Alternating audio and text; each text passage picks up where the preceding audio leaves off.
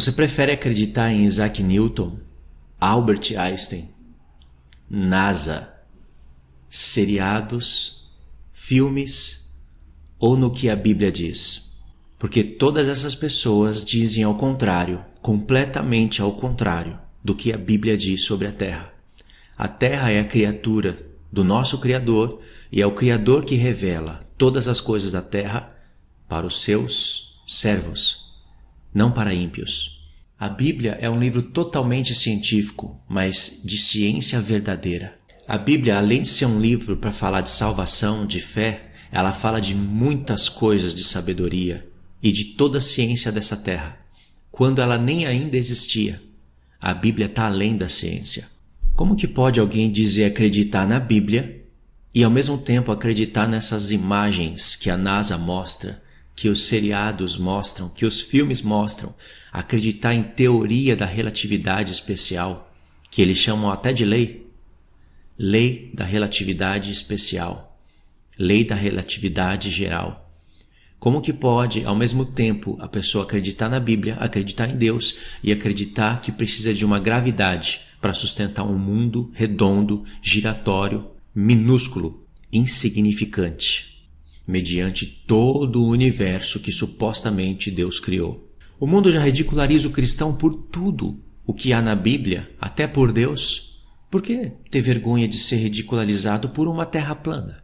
Deus disse que aniquilaria a sabedoria desse mundo pela sua própria sabedoria. E Ele fez planos para isso. Ele fez plano para pegar o astuto na sua própria sabedoria. E você tem que tomar cuidado para não estar caindo nessa armadilha que o Senhor criou. Um argumento que se torna forte no meio dos cristãos globistas, que é levantado pela própria falsa ciência, pela NASA, é esse. Se você olha para o céu, você vê o Sol redondo, a Lua redonda, os planetas redondos. Como que pode você imaginar a sua Terra ser plana? Sabe por que eles falam isso?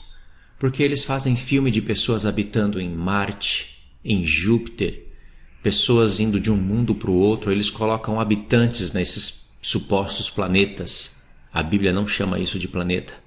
Eles inventam coisas que a Bíblia jamais mencionou. E essa é uma pergunta irracional. É óbvio que quando você olha para o Sol, você vê ele redondo, a Lua redonda, você pode observar também através de telescópio. Mas como você vai imaginar a sua Terra redonda se nela tem habitantes? É por causa que o homem está na Terra que ela não é redonda, giratória, maluca. E tudo isso porque eles quiseram escolher um modelo que é contrário à Bíblia. Agora, tem cristãos que não sabem no que estão crendo. Eles querem pegar a mão de Deus e a mão da ciência e apertar uma na outra, como se eles fossem amigos. E se fosse para escolher, iria preferir escolher a ciência. Deus não é amigo dessa ciência moderna mentirosa.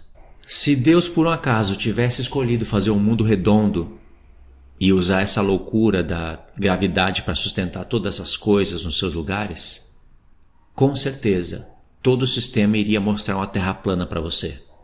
Iria dizer que Deus é um doido. Por que Deus criou um mundo redondo, giratório, flutuante? Eles iriam falar como que as toneladas de águas ficam presas no oceano enquanto um avião anda tranquilamente pelo céu, para não dizer um passarinho pequenininho com as suas asas abertas.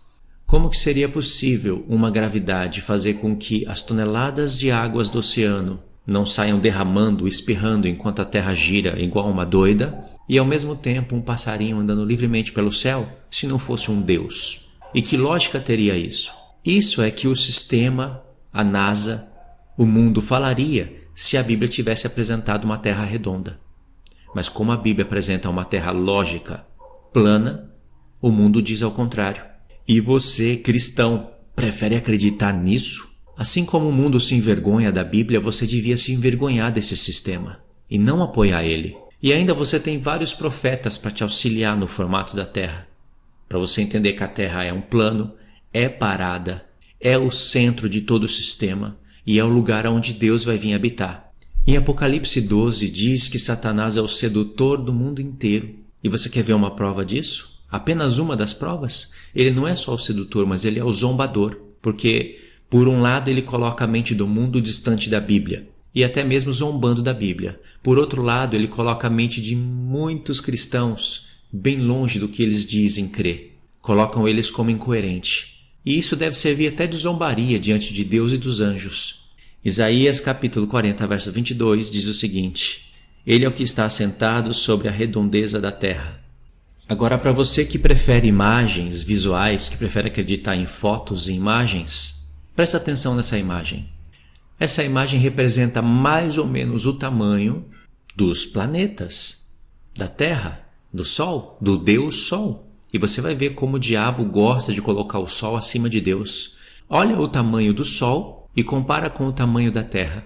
A Terra é algo insignificante se você comparar isso com o tamanho do Sol. Agora imagine esse verso de Isaías 40, verso 22, que o Senhor está sentado sobre a redondeza da terra. Aqui o Senhor está dizendo que Ele é o governante da terra. Ele diz: o céu é o meu trono e a terra estrado dos meus pés. Em Isaías 66. Então Ele está realmente acima da terra. Porque a Bíblia narra primeiro céu, segundo céu e terceiro céu. Agora dá uma olhadinha no sistema solar. Aonde que você vê aí nesse sistema segundo céu e terceiro céu? Porque eu não estou vendo. Aonde que você está vendo águas em cima do firmamento? A NASA nunca tirou uma foto do segundo e do terceiro céu? Ela nunca tirou foto das águas acima do firmamento? Saiba então que voluntariamente você prefere acreditar no erro e não na Bíblia. Agora olha de novo para esse sistema solar. Imagine o Senhor descendo do céu, que a gente não sabe aí o que é céu, porque a Terra toda hora está girando, né? Nunca para de girar. Agora compara a grandeza de Deus com a grandeza do Sol. Por que Deus faria um Sol desse tamanho e colocaria ele a 150 milhões de quilômetros de distância, e o próprio trono dele no terceiro céu, ele faria uma coisa tão minúscula e ridícula, insignificante, se comparada com o Sol e com outras estrelas? Porque aquele que se assenta sobre as redondezas da terra, 4 versos depois dele ter falado isso, ele diz o seguinte, Isaías 40, verso 26. Levantai ao alto os olhos e vede, quem criou essas coisas? Aquele que faz sair os seus exércitos de estrelas, todas bem contadas, as quais ele chama pelo nome, por ser ele grande em força e em poder. Nenhuma só vem a faltar. Aqui diz que o Senhor é grande em força e em poder. E ele diz que o céu é o trono dele, o terceiro céu. E a terra estrada dos pés. Ele já está te dando uma imagem 3D da grandeza dele. Se ele fosse se revelar como uma imagem visível, ele seria desse tamanho. Tão grande que a terra seria só o lugar onde ele colocaria os pés. E o terceiro céu, o trono dele. E o sol e a lua, está onde? No formato bíblico.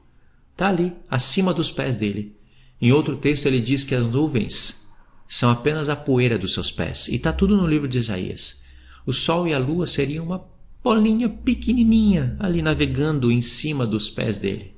Aí nós vemos a grandeza de Deus. Agora compara a grandeza do seu Deus com o que a NASA quer mostrar para você. Está vendo essa foto?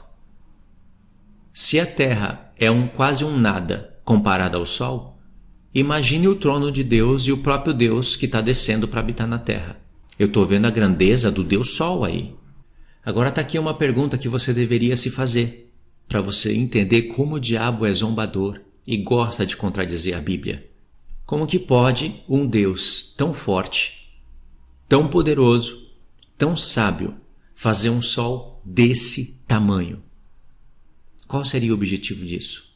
E por que ele faria estrelas maiores do que o próprio Sol? E por que ele faria um universo infinito e a sua própria morada, o terceiro céu, ele faria do tamanho de uma ponta de uma agulha e a terra do tamanho de um buraco de uma agulha? No próprio livro de Isaías, Deus fala que todas as nações é para ele como uma gota que cai num balde d'água. Aliás, isso daí já reflete uma imagem verdadeira da sua criação. Imagine uma gota caindo num balde d'água. O balde d'água é a terra. Não é esférico, é redondo. E todas as nações juntas para ele é como uma gota que cai nesse balde. Se as nações, que é menos que uma gota, não fariam uma burrice dessa, como que Deus faria isso?